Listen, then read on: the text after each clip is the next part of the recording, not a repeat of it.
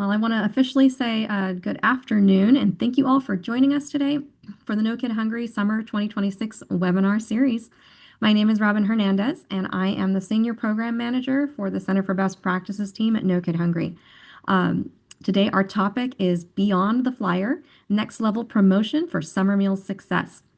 So whether you are new to promoting your summer meal programs or a seasoned expert, today's webinar is designed to give you some manageable steps and strategies to help you reach your broader audience. Next slide, please. The slide deck will be shared with you via email after the webinar, along with the recording, to all those that are registered for this webinar. So if you are not actually registered and are using a friend's link, please make sure you go back and register so you can get connected to all of the post-webinar resources. I also encourage you to use the chat box throughout the webinar to engage with other attendees. And we're also going to conclude today with a Q&A session. So to get your questions answered, we ask that you please add them to the Q&A box, which is at the bottom of your screen.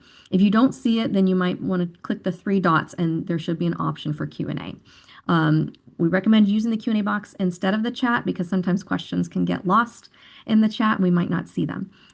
So please do ask your questions, and then we will work to get them answered as time permits by the end of the call today. We are also committed to making our webinars accessible and inclusive. Closed captioning is available, and you can turn that on at the bottom of your Zoom screen. So now we're going to review today's agenda. Let's go to the next slide. All right, today we are very excited to have some amazing experiences who will be sharing strategies for promoting summer meals. We're going to start with some announcements and then hear from a summer meal sponsor who is pulling out all the stops to market to her community, and two of No Kid Hungry's own social media experts who will help you scale the great big world of marketing on common social media platforms. And then finally, I'm going to give you a deep dive of all the amazing free marketing resources available to you now in our Summer Meals Outreach Toolkit so that you do not have to build anything from scratch. And then, as usual, we'll finish with our Q&A time. Next slide. Okay. So we have just a few announcements. And the first one, I just want to start off by saying, as summer is fast approaching, we want to share with you our family-facing website that can connect kids all over the country to meals this summer. So please add nokidhungry.org/help and nokidhungry.org/ayuda for Spanish to your public-facing channels. This website connects families to the USDA Site Finder map, so they can actually do a search wherever they are in the country to find summer meal sites in their areas. They can also find information on how to access state-specific information for summer EBT and other resources for families who might need food support during the summer. Next slide. And also, if you are looking for some fun engagements for your kids at your summer meal sites, you might want to download the Kids Activity Guide from No Kid Hungry. It is super cute, and it has coloring pages, word searches, and more activities with our cute little mascot, Corey. And I'm going to throw that in the chat for you all. Let's go to the next slide. Also, our summertime snack newsletter is available to you.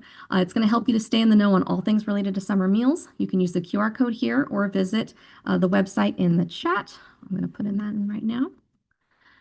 And each month, the newsletter contains links to resources, webinars, and more to help you enhance your summer meals program.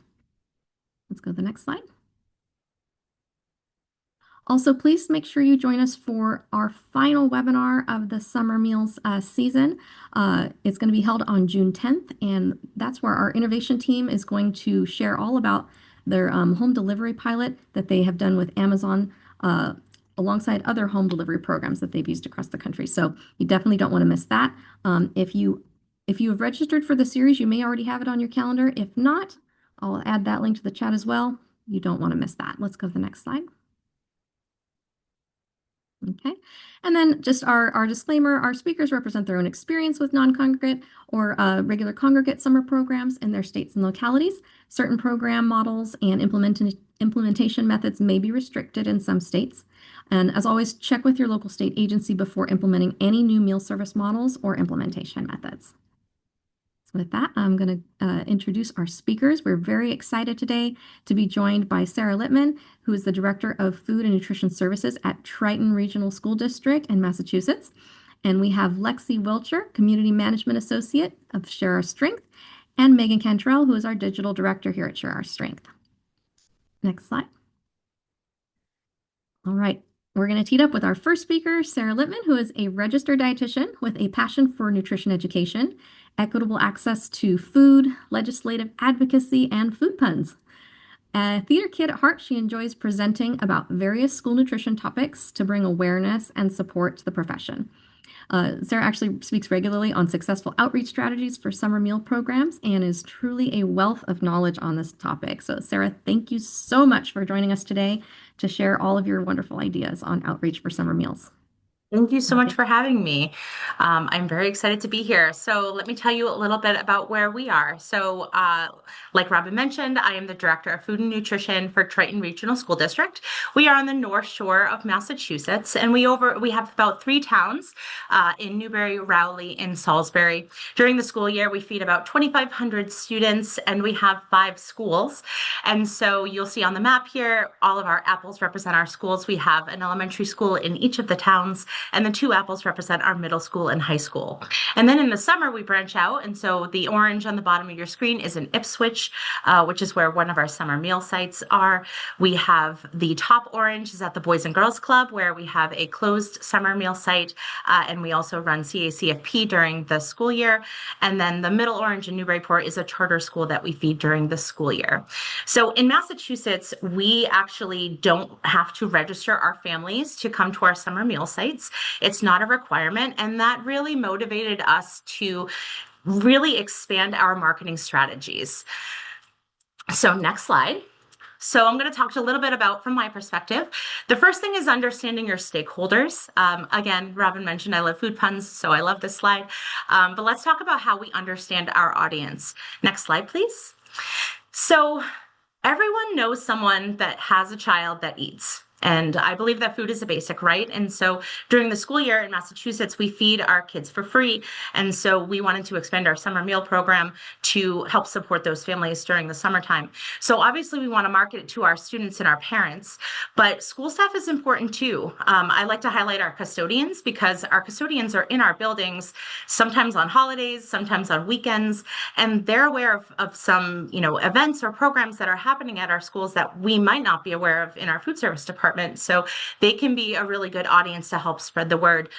In addition to teachers and coaches, a lot of athletic programs run a lot of different programs during the summer. So knowing that some of the athletic department might be a good audience. And of course, school district leaders. This is a picture of our superintendent serving lunch on School Lunch Hero Day. But today I'm going to talk a little bit about our community partners because they really can help do the work for you. Next slide, please. So when it comes to marketing, not only having a community partner on board to help spread the word, but they can also lead to other connections. I really love working with the Parks and Rec department of the towns because they're the heart and soul in the community. And if you're a Parks and Rec fan, I personally strive to be like Leslie Knope, specifically her organization skills. But they really helped develop some of the partners and some of our key partners for our programs. So Family Connections was introduced to me through the Salisbury Parks and Rec department. They oversee about 9 towns on the North Shore in Massachusetts. And it's really interesting because I feel like when we're trying to plan our summer meal sites, we're, planning the meal sites and then reaching out and saying, hey, we might have an event here or help get the word out.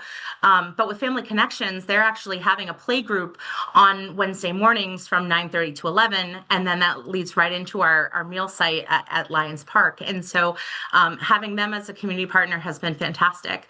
And then in Ipswich, so like I mentioned, our towns that we serve during the school year is Newbury, Rowley, and Salisbury.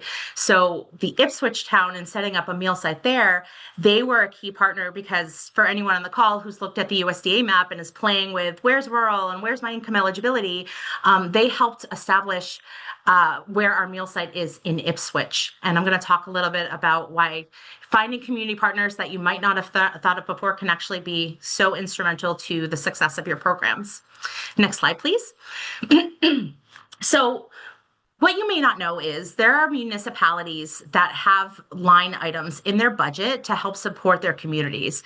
And someone that may have no relationship to food, they still want to be able to get out there and talk to the community and talk to families. And so I was very fortunate to be introduced to the utilities department in Ipswich. So think of the water department or, where you go to pay your electric bill. And they have this beautiful long driveway that is really easy for grab and go. And so I came to them and I said, hey, can we, feed families from your meal set? We just want to have a little area in the driveway and hand out meals for our non-congregate meal service. And they were like, well, can we get involved? Can we help hand out meals? Can we help market the program? And so from there, it kind of bloomed into this beautiful partnership. Not only do they pay for, all of our signage, they help us print our A-frames, they help us print our lawn signs, but they came to me this year and they're like, hey, we should do a banner and hang it downtown.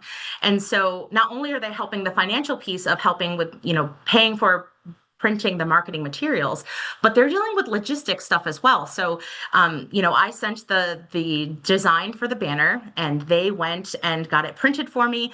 They're handling all the licensure with the town to get it set up and for it to hang downtown for the extension of our meal service. In addition to that, with the flyers that we printed for marketing the program, they stuffed them in all of the electric bills and sent them home to every house in Ipswich. And so this community partnership has been so incredible, and I'm really excited to continue our time there. So think about in your towns, what community partners, think outside the box. You never know who wants to help you to feed kids. Next slide, please. Anti-hunger organizations are also an incredible partner. They can help share stuff on social media. The Newberry Food Pantry not only helps with social media marketing, but they will send our flyers home in the community pickups every Friday afternoon. And we have another local anti-hunger organization called the Pettingill House, and they actually come to our meal sites and have a table to help families sign up for SNAP, and they are just another incredible partner. So any local anti-hunger organization can help you with your marketing as well. Next slide, please. So I love talking to legislators. These are the people who are passing bills that they give us the rules and regulations for our meal programs during the school year and during the summer. But they also love talking to constituents, and they want the constituents to know that they help support these programs. So our local legislators are instrumental in helping our marketing. They will share my posts on Facebook every week.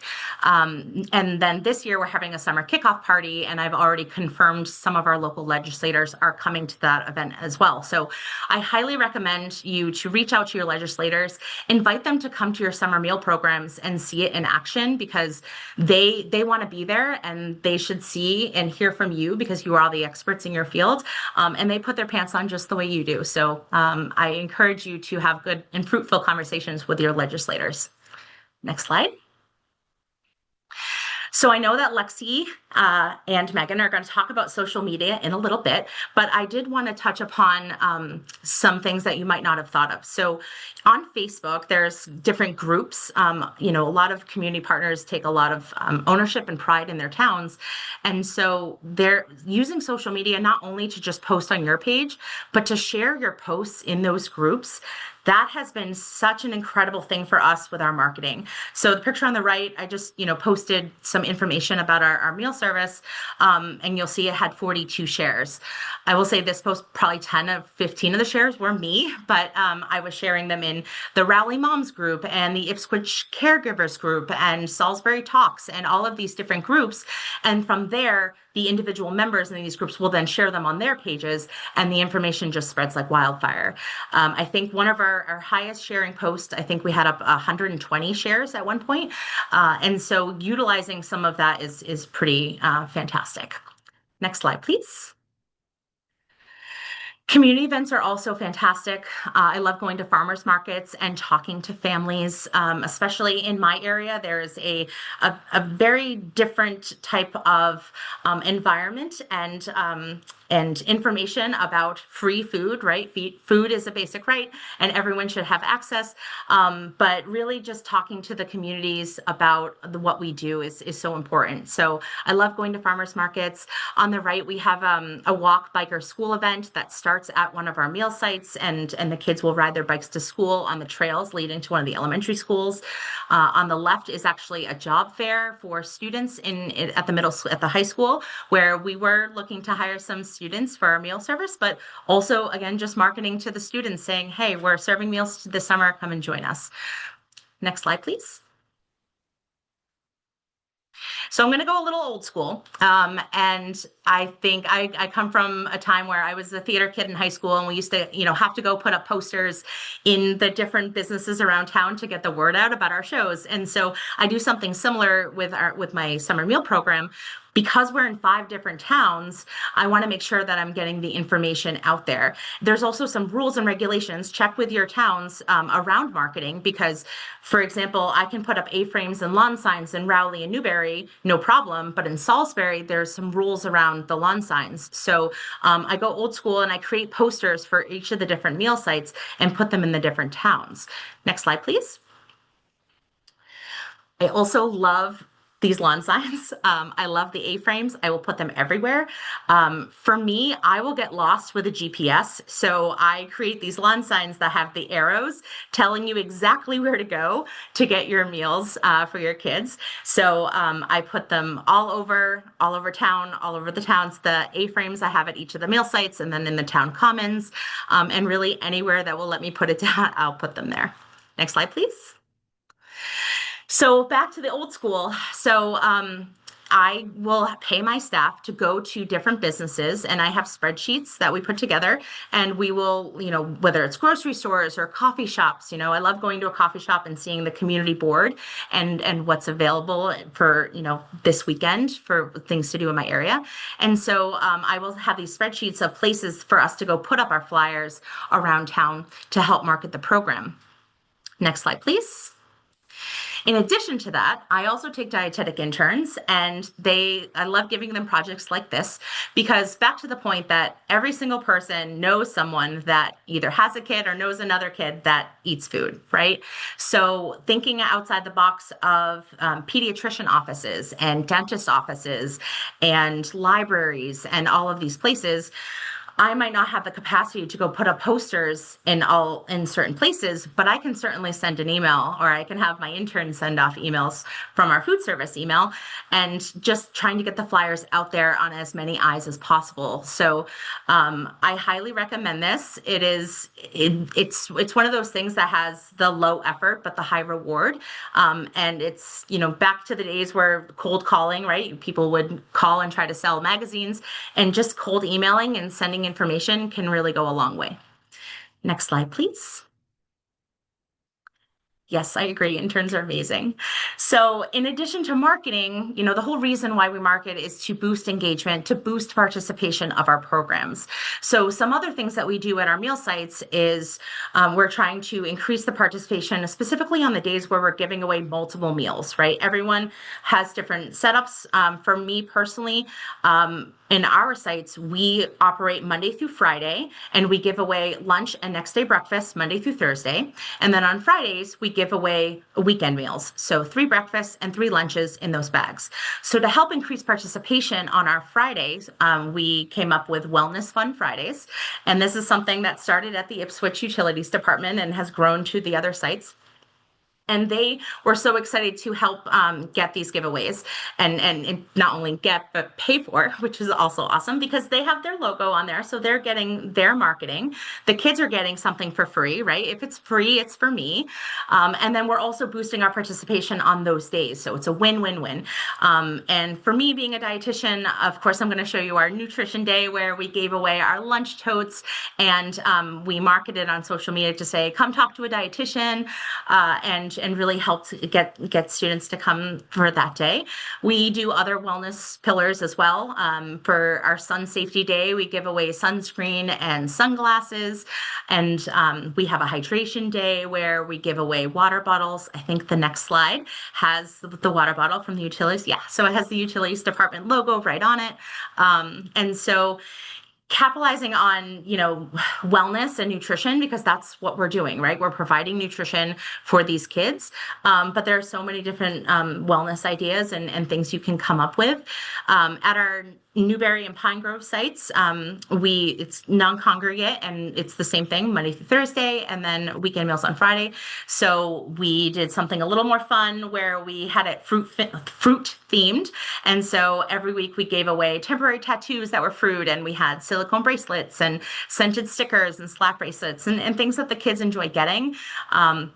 And also, have nutrition too. So there are so many grant opportunities out there for summer meal service. And so being able to use some of these grants to purchase giveaways to help increase participation and boosting, because the kids love a good fidget spinner. The stress carrot is always fun to squeeze. So giveaways and events are huge. This is our first year. We're doing a summer kickoff party, and I have activities planned throughout the day with lunches, and we're really excited to continue to give away fun things, but then also be able to feed the kids at the same time. Next slide, please. And that's it. So I wish you all the I hope you have an amazing summer. I hope you enjoy it and enjoy feeding the kids. This is a QR code to my contact, but also our social media. And I wish you all the most luck and success in your summer meal programs. Thank you. Thank you so much, Sarah. That was amazing. So many wonderful ideas. I really love how you engaged your legislative partners and your municipalities. That's a hard one to say.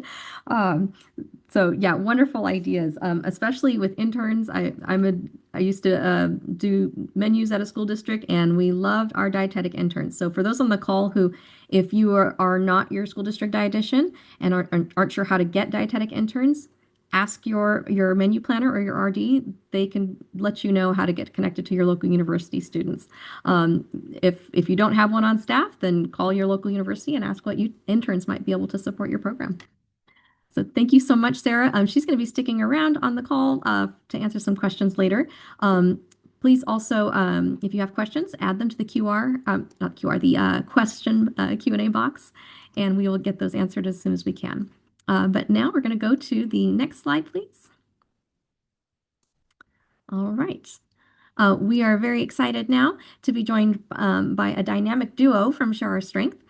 We have Megan Cantrell, who is the digital director of Share Our Strength, where she leads the organization's digital and social media work. With nearly 2 decades of experience in the field, she's known for bringing together creativity and data to drive real impact.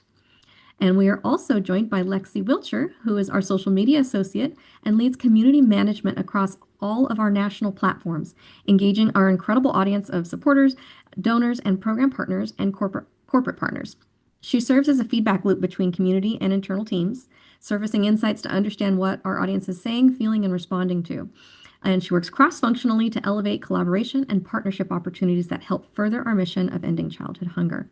Megan and Lexi, I know there's a lot of folks out there, myself included, who can feel a bit overwhelmed at the idea of marketing their program on social media, or may even find the prospect of starting a bit daunting.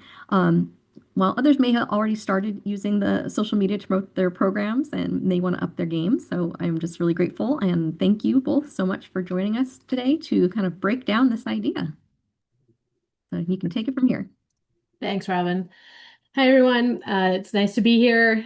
Thanks for having me. I'm here to talk about some fundamentals regarding leveraging social media. So no matter the size of your team, social media can definitely be a powerful tool. It just comes down to knowing your audience and playing to your strengths and being really intentional about where you put your capacity.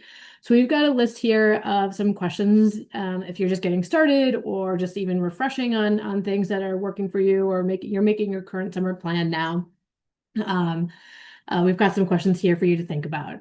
So where do I post? I would start by thinking about who you're actually trying to reach, because the answer really depends on your audience.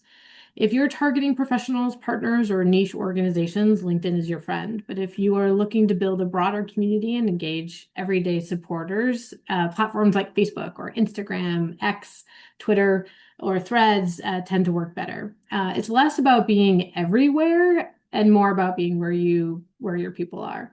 Also, just think about the platform's content needs and your capacity and strengths.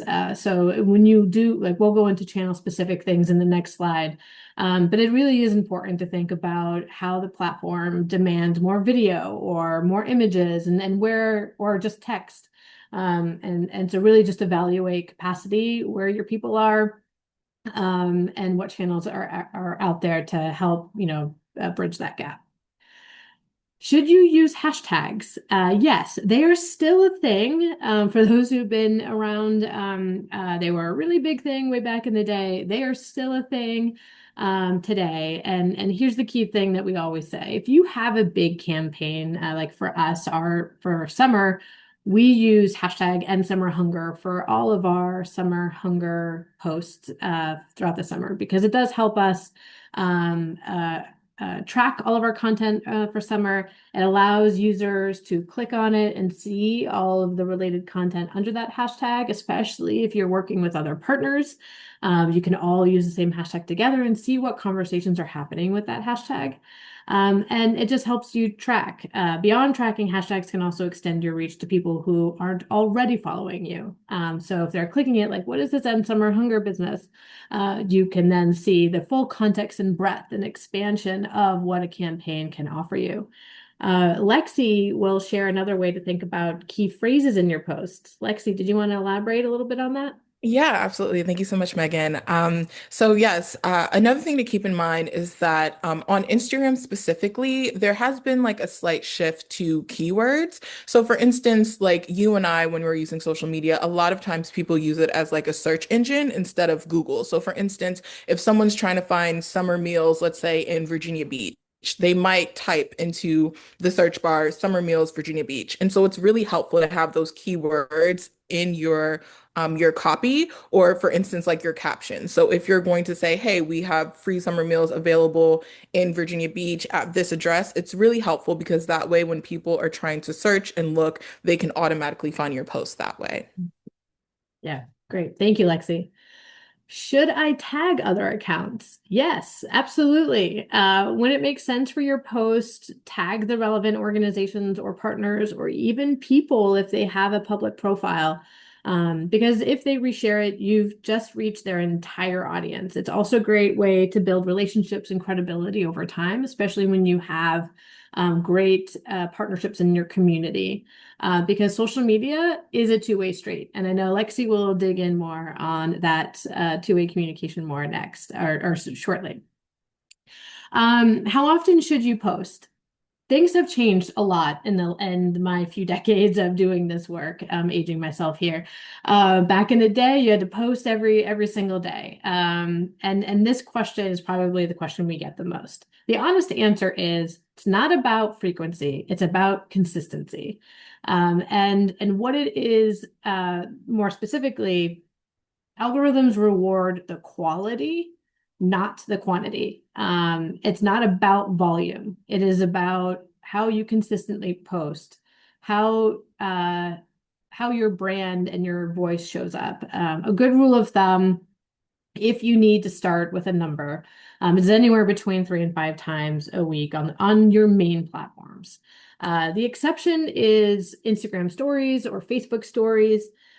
Those you can do in real time. They expire within 24 hours, but I would probably say don't go too wild with it. You don't want to have 20 to 25 different stories flooding your community members, because you want to be diligent. You want to be focused on, like, what is it that you want your community to see? So we kind of say, anywhere between a couple to maybe 10 if it was a really busy day, or if, like, say you were Sarah at the farmer's market and everybody was having a great time with the free swag, because I love the free it's for me situation. So, like, just choose your moments that you really want to share with your community.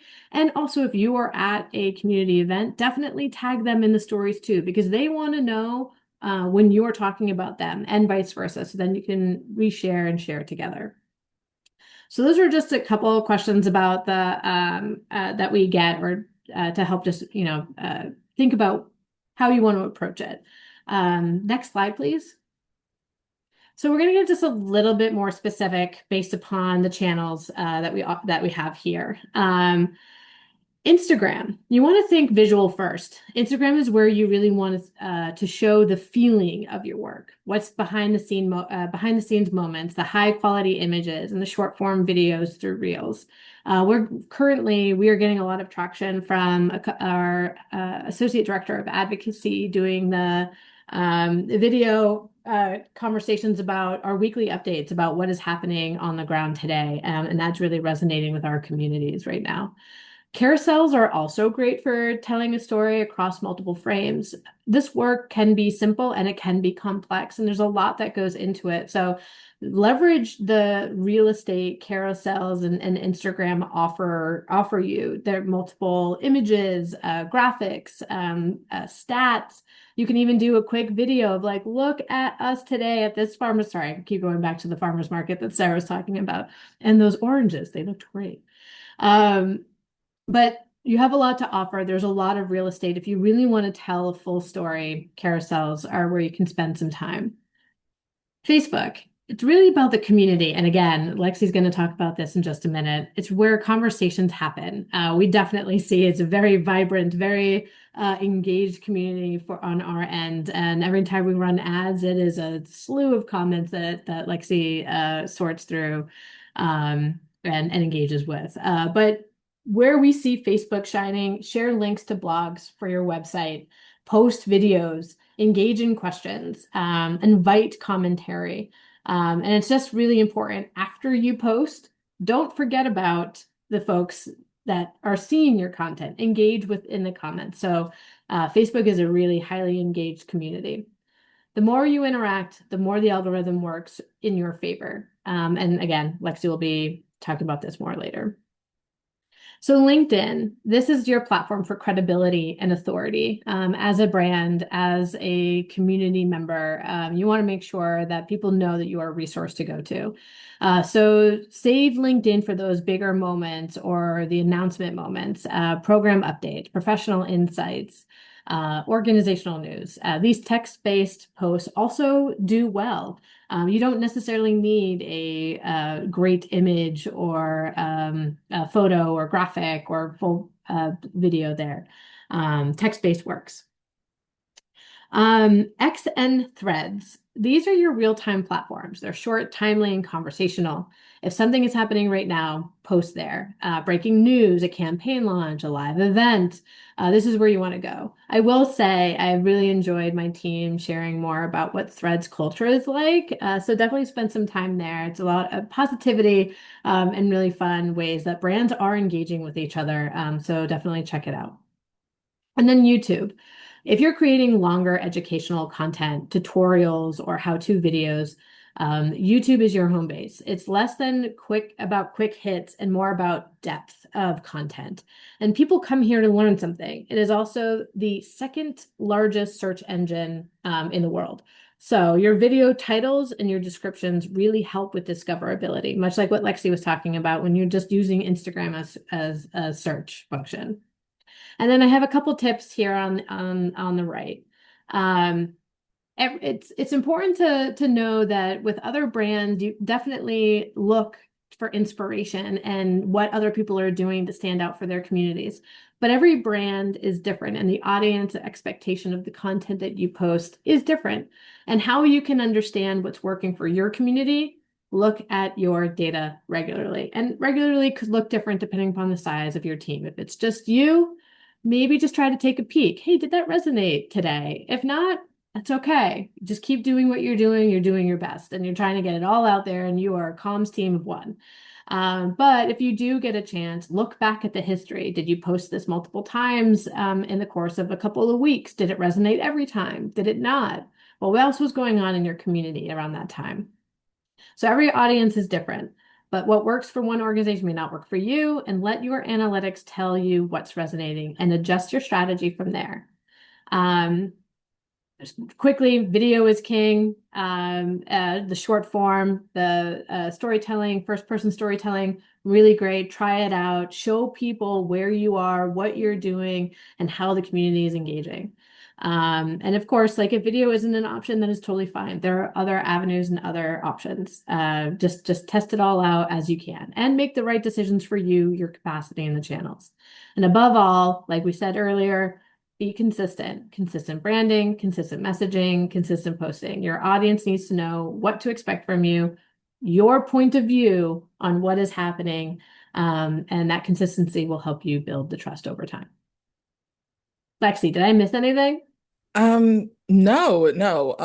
I think especially when we're saying if a video is not, if it's just not feasible, I think a really good quick graphic is really great too, especially on Instagram. When you see anything that's highly shareable, something that's sort of very low lift, for community members to share on their stories is like a really, really great asset. Next slide, please. Perfect. So I'm just going to run over some social media 101s, do's and don'ts. Oh, so the first thing is to essentially keep it simple. One post should have one clear message. Essentially, like everyone online, people get easily distracted. So we really want to make sure that you're conveying that one important thing that you want folks to know. And that leans into our second one, which is including a clear call to action. So try not to keep your audience guessing on how they can help amplify your message. So make it very clear the request that you would like of your audience to make them feel empowered and feel like they're truly helping, your mission of making sure that you're amplifying that information. The third is to stay on brand, having a consistent tone, consistent colors. It just builds trust and reliability. So when people see your content pop up on their feed, they know, okay, I'm going to receive some information about some summer meal sites available to me or my community. And then fourth, which I'll touch on a little bit more, but is to engage back.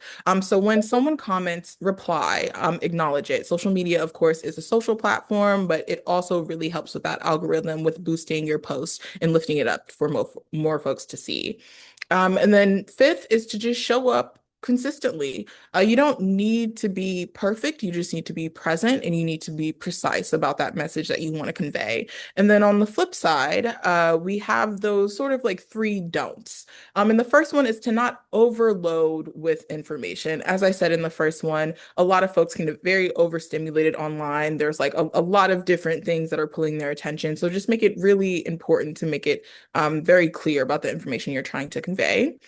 And then the second one is to not always make it about sort of you or what your organization is doing and to sort of expand on that.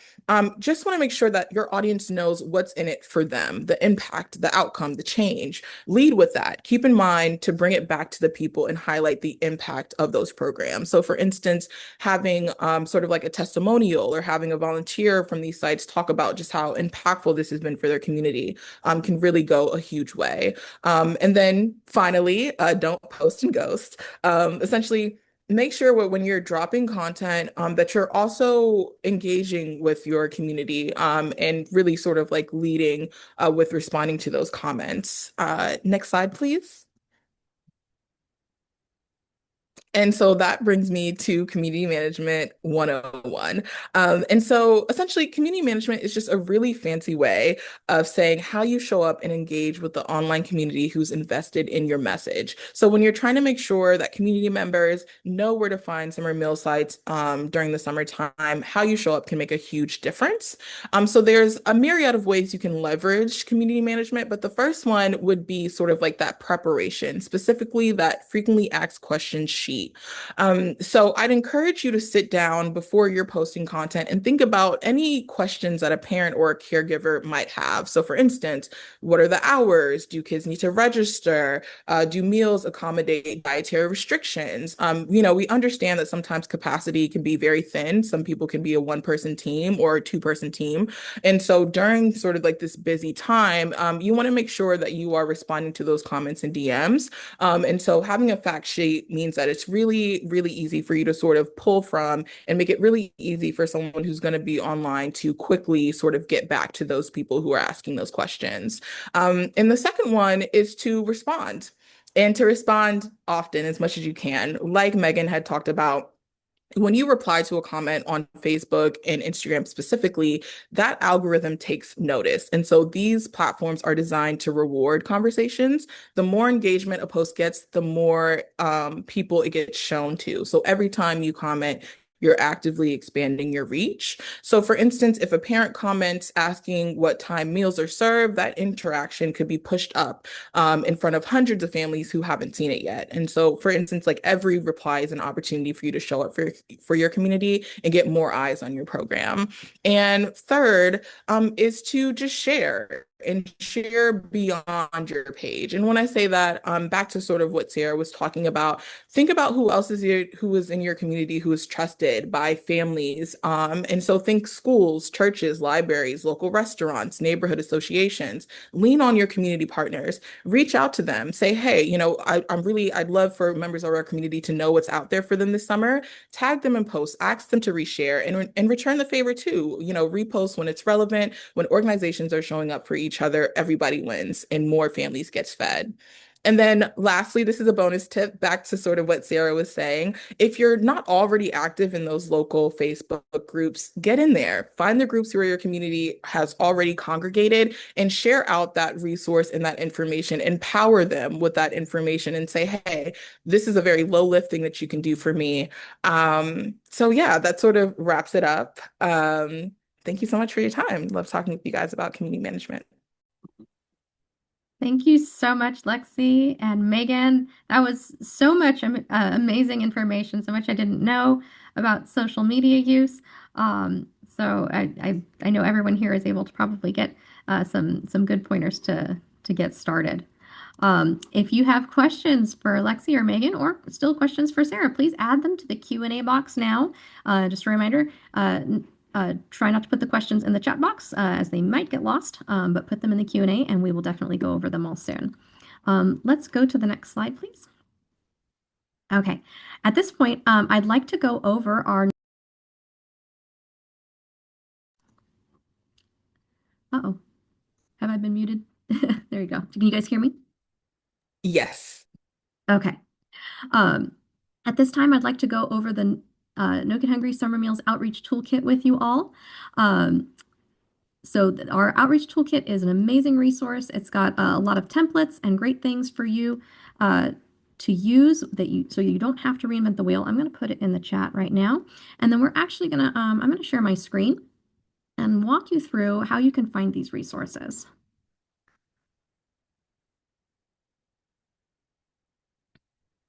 Okay, just give me a moment. Okay, so hopefully everyone here can see my screen. Yes, we can. Excellent. Okay, so when you click on that link, it will take you to the Summer Meals Outreach Toolkit. And as you scroll down, you're going to have some information, general information on summer meals, and then you'll have a content index where you can click on any one of these things and it can take you straight to that item. Or if you prefer to just scroll, you can get to everything this way. So what we're really excited about is our amazing comms team have built these beautiful, beautiful flyers, and they are available to you to use as your flyers and yard signs or banners or anything else you can imagine. So you simply go to the orange buttons and you can download them and get access to all of the folders, or you can open a LiveCam template in Canva. Once you click on this button, it's going to ask you to accept a template. And you will need to make sure you're signed in, but accounts are free on Canva. And once you're signed in, it'll take you to this page, and you can actually go in and directly edit all of these wonderful flyers for your summer meals programs. We have them for meals to go and delivery as well. And best of all, they're also available in Spanish. So everything is already pre-made for you. And then moving back to the social media tools, as you scroll down, we've got also, since we've just talked about social media, we've got these beautiful graphics you can use and share as well in English and Spanish. And we have pre-made posts for you. So it's just one less thing you have to do. We have posts for that are geared towards sponsors, where you can literally fill in your program information, time frame, and contact information. And then we also have posts that are designed more for support organizations who may want to just promote summer meals in kind of a general way, maybe not necessarily one specific site, but maybe for all the sites of a given state or county. And this will direct them to our No Kid Hungry .helps page. Oh, see, took us right there. As you scroll down, we have all of those social media posts available in Spanish as well. We also have pre-written website blurbs, and they don't have to be written just for websites. You can use them for radio PSAs, robocalls, newsletters for families. We have them for different types of summer meal programs. Again, all in English and Spanish, ready to go, and you can edit them as you see fit. We also have template FAQs for meal programs. These are really great for sponsors who want to provide information to their families about, what the program is and what the requirements are. And especially making sure that you can let them know, if you're operating the rules, if you're operating a congregate versus a non-congregate site, because the rules for participation are different depending on those program that you're running. All of the FAQs are available in Spanish as well. And then we also have template press releases you can download. If you're running the SFSP program, you have to have that press release. So it's already written for you. Just fill in the blanks. We also have letters to caregivers that you can post with schools in English and Spanish, and faith-based bulletin inserts with the same information. So there's pretty much everything you need to promote your summer meal program here. It's all editable. It's all free. Please download it and use it. And Emmanuel, you can go ahead and bring the slide deck back up. Okay, and we'll go to the next slide. And I would just want to share an example. Gridley USD in California used our templates to build banners and promote their summer meals program. Next slide. All right. And at this time, I want to direct us to the Q&A. We've had some questions throughout the webinar we'll kind of revisit, but in the meantime, if you do have any questions for our speakers, now would be the time. Add them to the Q&A box and we'll try to get to them all. So let's see. I see we have a question. Somebody wanted to know, I think this is for Sarah, the number of summer meals that you served last year, for example. Yeah, it's a great question. So we're actually going into our third year as a summer food service program operator. Our very first year was in 2024, and we served 16,000 meals in 5 weeks. And then last year, we served 22,000 meals in 5 weeks. And so this year, we are actually extending our program to 7 weeks. And so I'm really excited, hopefully be able to share with you a lot higher number for this year. So that was our participation. Awesome. Thank you. Let's see. And then some of the other questions that have already been answered in the chat, but I want to elevate. Somebody asked about TikTok, and Megan or Lexi, if you want to share a quick note on what you think about using TikTok for promoting summer meals. Yes, sure. I'll start, but Lexi, please jump in. One thing about TikTok, it is a great platform, but we just wanted to caution, it is a video first platform, and it does take time and capacity to think about how to create video content that resonates with the expectations of a TikTok community. So it is great if you have the capacity. Try it. But Lexi, I don't know if you have other wise words to share about TikTok. Yeah, absolutely. Piggybacking off of that, from the community management lens, I think it's also a really great way to connect with like-minded groups or orgs who are, sort of doing the same work that you're trying to do. So I know No Kid Hungry uses that time to sort of interact with a lot of different like programs and like-minded organizations. So I think it's also a really great way to get eyes on the work that you're doing, and can be a really great avenue for you to sort of like expand your network and to also, since it is sort of localized as well, for you to also be able to interact with members of your community, in hopes of them also sharing that messaging. So keeping in mind what Megan said, I think it'd also really be great for community management as well.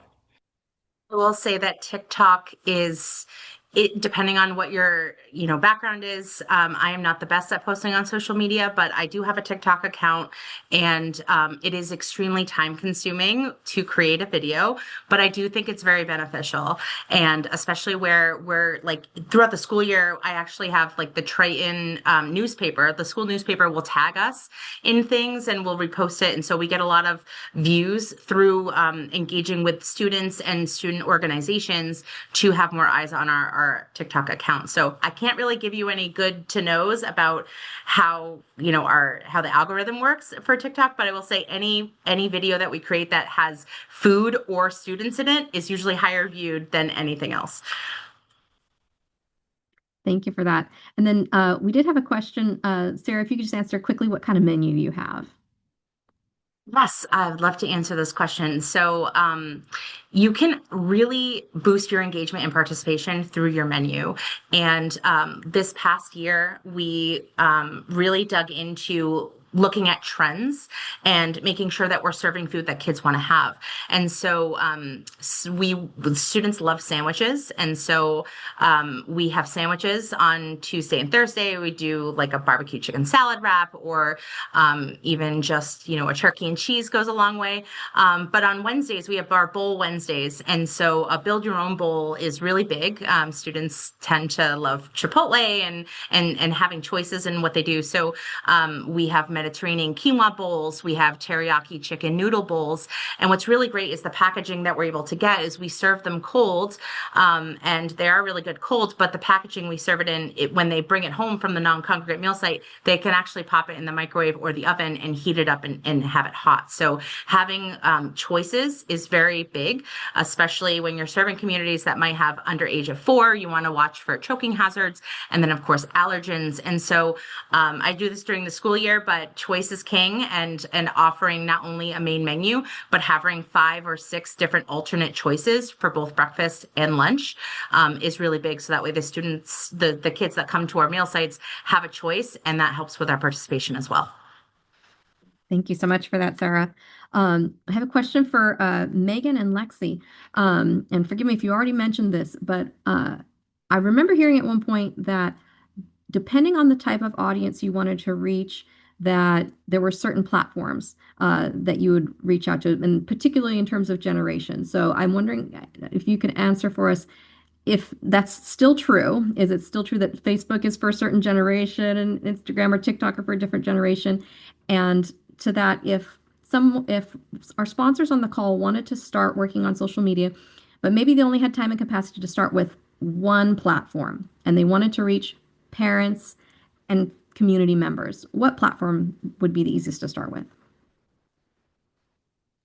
Megan, I saw both of our brains turning. I automatically thought of Instagram and Facebook. I find Instagram to be a catch-all for all of those demographics that you're talking about, but I am leaning more towards Facebook only because that's where Mhm. you truly have a lot of those interactions in those groups, like Sarah was saying, and where you get like a good majority of those community members. So if I had to say, I would say Facebook first, very extremely close second, almost neck and neck, Instagram. If you can float two, definitely do two. But yeah, Megan, you feel the same or? Yeah, I was definitely like top of mind. I was like, I know that there was a lot of talk about how Facebook is for the for older generations, and like that's not true anymore. I mean, we've got a pretty wild array of demographics and 8 different age groups across all of ours, and that's our experience. And I think it's just based on like the content that we produce, our focus areas, things like that. So if I would just suggest if you are on multiple channels, just take a look see as to the age brackets there so you can get a sense as to your community. But if you're not on some of these channels yet, I definitely think Facebook, Instagram are the most accessible. I know a lot of schools are on Facebook or have Facebook groups too. So it does offer a lot of opportunities there. Thank you so much. And one more question for Sarah. Uh, the way you got connected with your municipalities and your legislative partners is brilliant. Um, just wondering what advice would you give to those who might want to try that in their own hometowns as far as what is the first step? How do you begin to reach out to a legislator or to your municipality? And did you just send them an email? Did you give them a call, cold call them? How did it work? Yeah, that's a really good question. For legislators, all of their contact information is right on the state government website. I will say they will post, their email address, but a lot of them have chief of staff or different staff that work underneath them, and so maybe sending more than one email would be helpful. But yeah, sometimes it's just an email. I'm at the point where I have someone's phone number, which is really helpful. But start with an email. You can call as well, and just say, hey, we're doing this great thing and would love to have you there. If you're a school operator and you're through your school year, I invite them to come right to the cafeteria and come see the food that we're serving. And it's a really, really good. As far as it's the same thing with community partners. I will be the first to show up at, a church or a library unannounced and just say, hey, I have some information about this program and would love to talk to someone about it. You can send an email to, Google everything, right? Like it really is just starting with that step of calling or emailing. And I will say it's a lot harder to say no to someone in person than it is over an email. And that can be time consuming, but when you're marketing, and again, I had no idea what my participation was going to be. And I knew that the more people that I reached out to was going to help with that. So really spending the time, blocking off an afternoon and driving around and talking to people is super beneficial. Thank you so much. Wonderful advice. And thank you to each and every one of you for joining us today. Let's go ahead and go to the next slide, Emanuela. I'm going to just share some resources in the chat. Please do take a visit to our Summer Meals Outreach Toolkit. Use those free resources so that you don't have to design something from scratch. We also have links to our Summer Resource Hub that you can connect families to or put on your website to help them find food resources this summer, along with the Kids Activity Guide and some more wonderful resources. Next slide. Also, your feedback is very much appreciated. There is a brief survey when we close out of this webinar. We read every single response, and we really want to know the topics that are the most valuable to you that we can bring to you next time around. Next slide. Again, a big, big thank you to Megan, to Sarah, to Lexi for joining us today, and we hope you all have a wonderful afternoon and a wonderful summer. Take care.